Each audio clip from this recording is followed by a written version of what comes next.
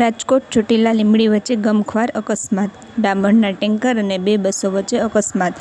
અકસ્માતમાં અનેક લોકો ઇજાગ્રસ્ત, 4 જેટલા ઇજાગ્રસ્તોને રાજકોટ સિવિલ હોસ્પિટલમાં સારવાર અર્થે રિફેર કરાયા.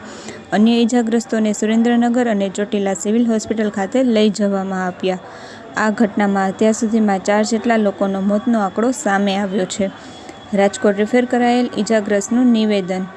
લીંબડી નજીક આ ઘટના રાત્રિના સમયે બની હતી. ડામોરના ટેન્કર વચ્ચે બસ ઘૂસી જતાં બસમાં આગ લાગી હતી. આગ લાગતા ડ્રાઈવર સીટ ઉપરથી કૂદી અને બહાર નીકળ્યો હતો, જ્યારે અન્ય લોકો બહાર નહોતા નીકળી શક્યા. હાલ મને શરીરના ભાગે ડામર ચોંટવાથી બળી ગયેલ છું. ઇજાગ્રસ્તના સંબંધીનું પણ નિવેદન. આ ઘટના બનતા અમે પણ સિવિલ હોસ્પિટલે પહોંચ્યા હતા. કેટલાક લોકો ઇજાગ્રસ્ત હશે, કોઈ ચોક્કસ આંકડો નથી. ઇજાગ્રસ્તના સગા. આપનું નામ? મારું નામ પ્રિન્સ રામાણી છે. પ્રિન્સભાઈ, શું ઘટના હતી અને આપના શું સગા થાય? મારા બેન થાય, બસને ખટારા પાછળ ભટકાણી, તેનાથી એક્સિડન્ટ થઈ ગયું. જે રીતના તેઓને કેટલી ઇન્જરી છે અત્યારે? બહુ ઇન્જરી નથી, ખાલી ડામર ચોંટી ગયો પગમાં ને હાથમાં. કેટલા લોકો ઇજાગ્રસ્ત થયા છે આ ઘટનામાં? અંદાજે અત્યારે તો સિવિલ હોસ્પિટલમાં 5-6 એડમિટ છે, બાકીના તો બીજી જગ્યાએ સારવાર હેઠળ. કેટલા વાગ્યાની આસપાસ ને કઈ જગ્યાએ ઘટના બની હતી? 1 થી 1.5ની આસપાસ અને ચોટીલાથી આગળ દર્શન હોટલની વચારે. પેટ્રોલનું ટેન્કર કેવું કાંઈ હતું સામે? ના, ડમ્પર હતું. ડમ્પર હતું. હા. આપનું નામ? મારું નામ જય વોરા છે. જયભાઈ, શું ઘટના હતી અને તમારા શું સગા થાય? મારા મોટા બાપુના સાઢુભાઈ થાય છે.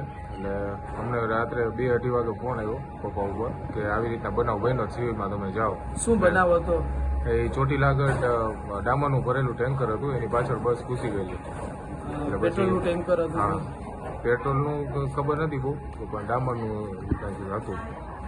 તેઓને કેટલા ઇજાગ્રસ્ત છે અત્યારે?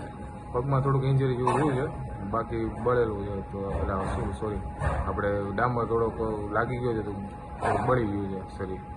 બીજા કેટલા લોકો ઇજાગ્રસ્ત હશે? લગભગ એનો કઈ આંકડો અંદાજિત ખબર નથી, કારણ કે હું તો રાજકોટ રહું છું. ફોન આવ્યો. જે રીતે આ ઘટના કઈ જગ્યાએ બની હતી? આપણે દર્શન હોટલની થોડાક આગળ છે, ચોટીલા પાસે. હા, સાયલા ચોકડી બાજુ ક્યાંક ઘટના બનેલી છે. પશ્ચિમ કચ્છ એસઓજી પોલીસે મુદ્રાની ટીજીઆર હોટલના રૂમમાંથી 3 આરોપીઓને ઝડપી પાડ્યા. આરોપીઓ પાસેથી 18 ગ્રામ હેરોઇન, વજન કાંટો અને મોબાઈલ સહિત કુલ 3.81 લાખનો મુદ્દામાલ જપ્ત કરાયો. પકડાયેલા ત્રણેય નશાના સોદાગરો પંજાબ અને હરિયાણાના રહેવાસી છે. હોટલમાં ચાલતા આ ડ્રગ્સના નેટવર્કને એસઓજીએ પોલીસ બાતમીના આધારે ખુલ્લું પાડ્યું. કચ્છના કંડલામાં ગોડાઉન ધરાશાયી થતાં દોડધામ મચી. એસઆરડબલ્યુ કોર્પોરેશનનું ગોડાઉન ધરાશાયી. કાટમાળમાં લોડર અને હિટાચી મશીન દટાયા. ઘટનામાં કોઈ જાનહાનિ નહીં. રાજકોટ ખંડણી માંગવા બદલ 2 કથિત પત્રકાર સહિત 3 વ્યક્તિઓની ધરપકડ. 2 કથિત પત્રકારો સહિત 3 વિરુદ્ધ ખંડણીની નોંધાઈ હતી ફરિયાદ. બાંધકામ ગેરકાયદેસર છે તેમ કહી વિજય પાડલિયા નામના વ્યક્તિને બ્લેકમેલ કર્યા હતા. વિજય પાડલિયા પાસેથી ₹3.50 લાખની ખંડણી માંગી હતી. પોલીસે ત્રણેયની ધરપકડ કરી કાયદેસરની કાર્યવાહી હાથ ધરી.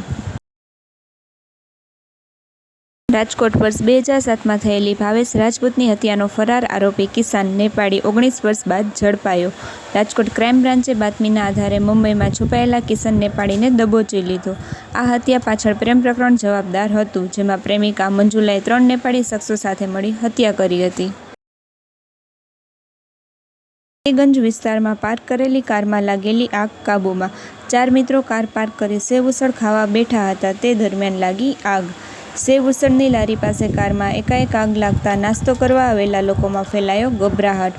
ફાયર બ્રિગેડના લશ્કરોએ સ્થળ ઉપર પહોંચી આગ બુઝાવી.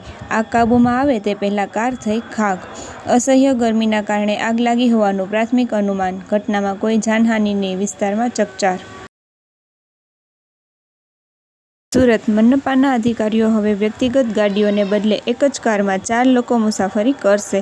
શહેરના જાહેર પરિવહન માટે 600 નવી ઇલેક્ટ્રોનિક બસો લાવવામાં આવશે. તમામ બીઆરટીએસ રૂટ પર ઇલેક્ટ્રિક વાહનોને પ્રાધાન્ય અપાશે.